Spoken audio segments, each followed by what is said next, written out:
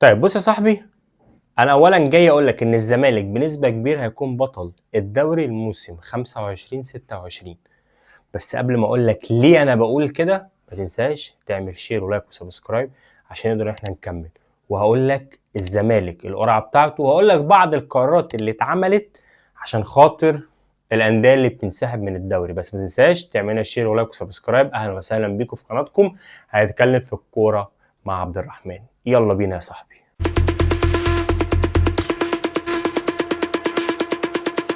طيب خليني اقول لك ليه انا بقول لك ان الزمالك هيبقى بطل الدوري موسم 25 2025 2026. لان في بعض كده الايه الحاجات اللي ممكن احنا نتكلم فيها. اولا النهارده كانت القرعه بتاعت الدور الاولاني، وخليني اقول لك وهقول لك كمان الاستادات اللي هيتلعب عليها المباريات. تمام. طيب خليني كده الاول نبدا بالانديه اللي الزمالك هيلاعبها في الدور الاول. اول حاجه عندنا السيراميكا كليوباترا في استاد هيئه قناه السويس. سيراميكا كليوباترا في استاد هيئه قناه السويس. بعد كده المقاولين في القاهره. بعد كده عندنا مودرن في القاهره، عندنا فاركو في القاهره، دجله واخد استاد السلام. تمام. طيب لحد دلوقتي انا بتكلم في ايه؟ ادي ماتش 2 3 4 4 ماتشات في القاهره. تمام. هنطلع نلعب المصري في برج العرب. الاسماعيلي بعد كده في اسماعيليه، ودي من الماتشات المهمه جدا اللي جمهور الزمالك بيحبها بشكل عام. بعد كده عندنا الجونه هنا، بعد كده عندنا الاهلي. تمام. الجونه وبعد كده الاهلي في القاهره. الاسبوع ال11 او الاسبوع ال12 احنا باص مش هنلعب، لان احنا الموسم ده 21 فريق مش 20 ومش 18 فريق، فانت في فرقه بتبقى باي مش تلعب الماتش ده.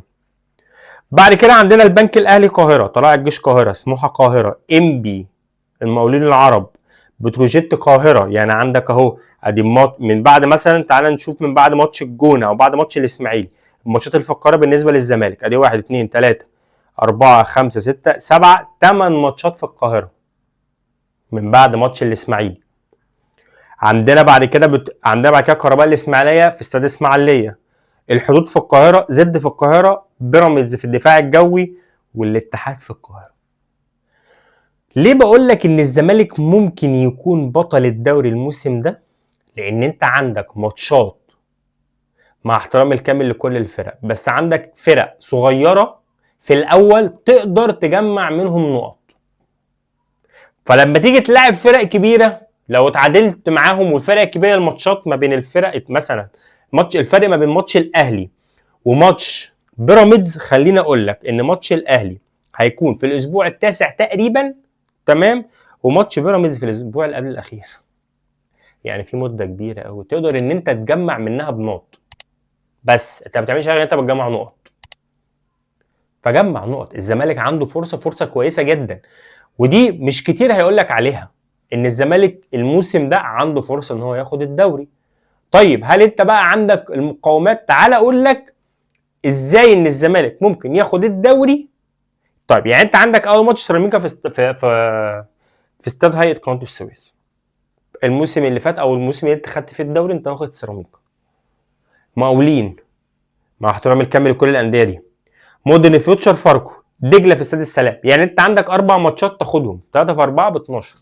عندك 12 بونت، ما تفرطش في بونت واحد. خلاص احنا قلنا في حلقه قبل كده اللي هينمل مش هيكمل. الموسم ده اضرب واجري. شكرا. تمام. طيب تعالى بقى اقول لك ليه انا بقول لك ان في بعض القرارات اتخذت الانديه المنسحبه، ودي متفصله. انا بقول لك اهو اللائحه، وده كلام الاستاذ احمد دياب، فتعال نشوفه مع بعض. بيقول لك ايه بقى؟ يحق لمجلس اداره رابطه الانديه اتخاذ القرارات اللازمه في حالات القوى القاهره او الظروف الطارئه، وتعتبر مثل هذه القرارات نهائيه وباتة، ولا يجوز الاعتراض عليها او استئنافها امام اللجنه القضائيه. يحق لمجلس إدارة رابطة الأندية النظر في الشكاوى المقدمة من الأندية واتخاذ القرارات اللازمة بشأنها لمجلس إدارة الرابطة وإدارة المسابقات، حق تفسير مواد اللائحة ولا يجوز الاعتراض عليها أو استئنافها أمام اللجنة القضائية. من الآخر القرار اللي الرابطة هتاخده هو ده يا باشا اللي هنمشي عليه. من الآخر. طب لو فريق انسحب هنتخصم منه 3 نقط، 3 في الاول بتوع الماتش و3 بعد كده، وهنشوف القرار ده ايه. طب ما انتوا يا جماعه انتوا بتعدلوا اللوائح ليه؟ طيب يعني في تعديل لوائح ليه؟ بالمناسبه يا صاحبي، ماتش الديربي معروف يوم كام؟ اوعى ما تجيش ماتش الديربي، ما تنسحبش، ما تعملش زي قبل كده وتنسحب، بالله عليكم يا جدعان، عشان الناس راحت والناس اتبهدلت واللي جايه من المحافظات وفي الاخر الاهلي ما لعبش الماتش، فمش عايزين كل شويه انسحابات، بالله عليكم.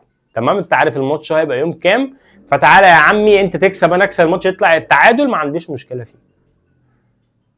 فتاني بقول لكم الزمالك عنده فرصه كبيره قوي ياخد الدوري السنه دي، بشرط ان انت الانديه الصغيره تكسبها، بس هتاخد الدوري. وخدها مني، انت واخد دوريين ورا بعض بسبب كده، والناس ترجع تتفرج على الماتشات اللي قبل كده.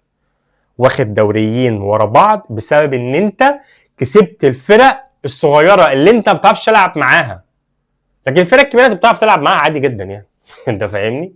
شكرا جدا ليكم، وانا بعتذر جدا لو كان في اطاله. ما تنساش تعمل شير ولايك وسبسكرايب للقناه ان شاء الله باذن الله عشان نقدر ان احنا نكمل.